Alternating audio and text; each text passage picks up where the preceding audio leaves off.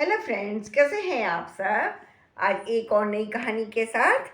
उस कहानी का नाम है आत्मसम्मान। आज न जाने क्यों मीता जी की तबीयत कुछ ठीक नहीं थी।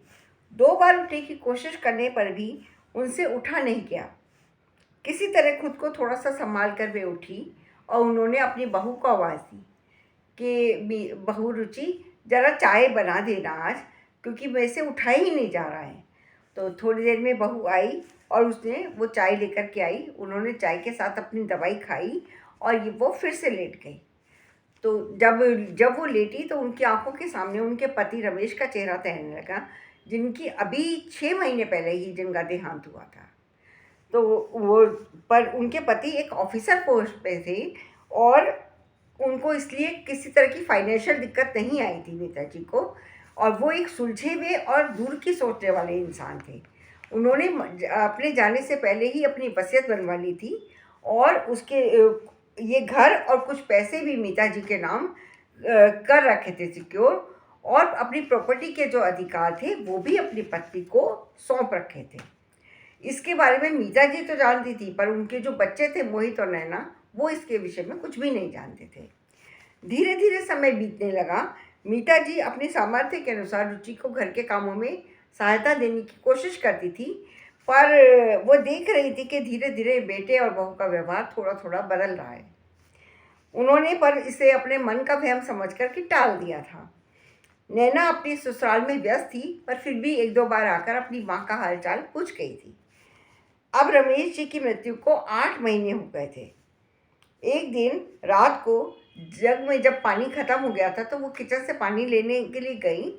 जब लौट रही थी तो उन्हें बेटे बहू के कमरे से कुछ तेज सी आवाज़ें सुनाई दी और उन आवाज़ों में अपना नाम सुनकर उनके कदम ठिठक गए।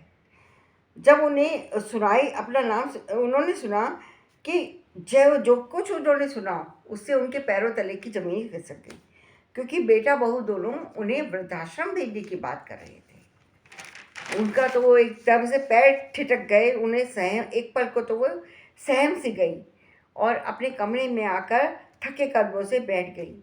थोड़ा पानी पिया तो उन्हें थोड़ी सी राहत आई। कुछ सोच कर उनके चेहरे पर मुस्कुराहट आ गई और वे तसल्ली से सो गई। सुबह 7 बजे तक भी उस दिन चाय नहीं बनी थी। मीता जी ने किचन में जाकर चाय बना ली और चाय पीकर अभी बैठी ही थी कि बेटा कमरे से निकलकर उनके पास आया और बोला, माँ कैसी हो। बेटा ठीक ही हूँ, पर ऐसा लग रहा था कि जैसे वो कुछ कहना चाह रहा है। मीता जी ने उससे कहा, क्या कुछ कहना है। तो वो बोला, हाँ कहना तो है। लेकिन इतने में ही बहू भी आ गई और बोली, माँ बस हो गया, अब हम लोग आपके साथ नहीं रह पाएंगे। क्यों, मीता जी ने पूछा। तो उन दोनों के पास इसका कोई सटीक उत्तर नहीं था। बस कुछ इधर उधर की बातें वे दोनों कहने लगे। तब बेटा बोला, माँ मैंने पास में ही एक अच्छा वृद्धाश्रम देखा है, आप अपना सामान पैक कर लो, मैं आपको वहाँ छोड़ आता हूँ।